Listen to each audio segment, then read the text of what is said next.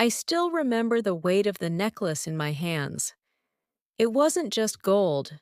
It wasn't just a piece of jewelry. It was a story.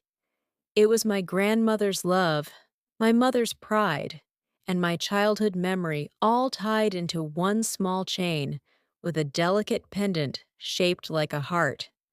When I was little, my grandmother used to say, "One day this necklace will be yours. Take care of it, and it will take care of you." I didn't understand then. I was a child. To me, it was just shiny.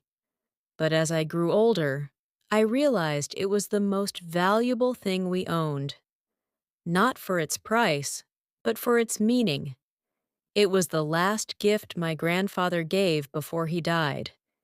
He worked 2 jobs just to buy it. Every time my mother wore it, she stood taller, her eyes brighter. It wasn't jewelry, it was dignity. And one day, it became mine. I didn't wear it often. I was afraid of losing it.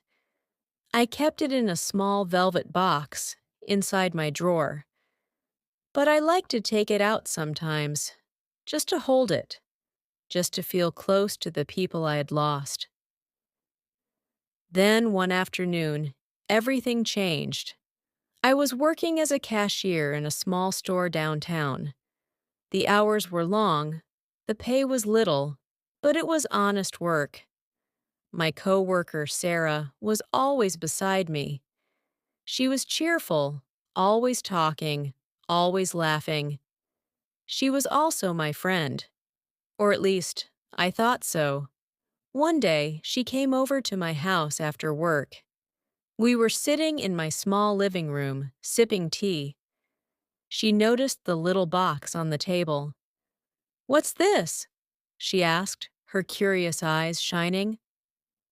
"Oh, that?" I smiled shyly. "It's my necklace. It belonged to my grandmother." "Can I see?" I hesitated for a second, but she was my friend. I trusted her. So I opened the box. The moment she saw it, her eyes widened. "Wow," she whispered. "This is beautiful." I smiled, proud and nervous at the same time. "Yes, it means a lot to me." She touched it gently. Then she laughed. "If I had this, I'd never take it off." I laughed too, but deep down, I was uneasy. Something in the way she looked at it made me uncomfortable. A week later, it disappeared. I came home from work, opened my drawer, and the velvet box was gone. At first, I thought maybe I moved it. Maybe I forgot. Maybe I put it somewhere safe. I searched everywhere, under the bed, in the closet, between books. Nothing. My chest tightened, my hands shook, my heart pounded. It was gone. I sat on the floor, breathless, as if the air had left the room. Tears blurred my eyes. It felt like losing my grandmother all over again. And then, a thought struck me. Sarah. She was the only one who had seen it, the only one who touched it, the only one who knew where I kept it. I told myself, she wouldn't. She's my friend. She wouldn't do that. But the doubt wouldn't leave. The next day at work, I watched her carefully. And then I saw it.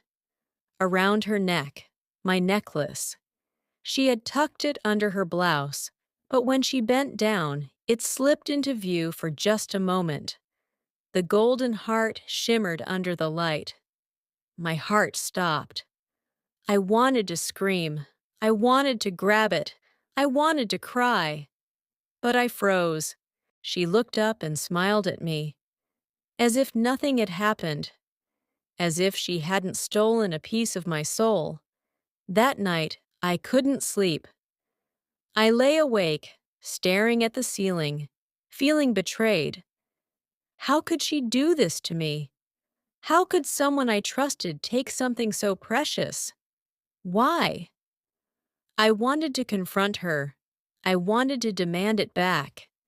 But when I pictured her denying it, laughing at me, calling me crazy, I felt even smaller. And so I stayed silent. Days turned into weeks.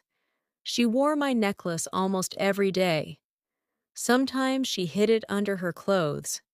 Sometimes she let it show. Every time I saw it, it cut me open. But I didn't say a word, because it wasn't just about the necklace anymore.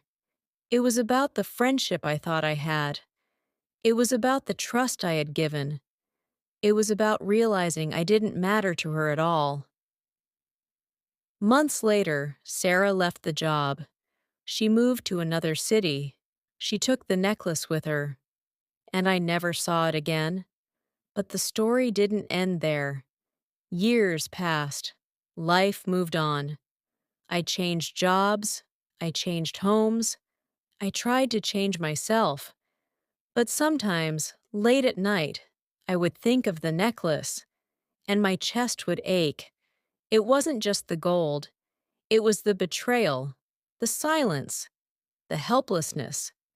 Then one evening, as I walked down the street, I saw her. Sarah, older now, her hair shorter, her face tired. She was standing outside a cafe, talking to someone, and around her neck, there it was, my necklace. I stopped walking, my feet rooted to the ground, my breath caught in my throat. So many feelings rushed into me at once: anger, sadness, longing. For a moment, I wanted to march up, rip it off her, and scream, "That's mine!" But I didn't. I just stood there, watching. She laughed at something her friend said. She touched the necklace with her fingers, absent-mindedly, as if it was just another accessory. She didn't see me, and I realized something. The necklace was mine. But it wasn't mine anymore. It was gone the moment I trusted the wrong person. And maybe, just maybe, it was never meant to stay with me forever.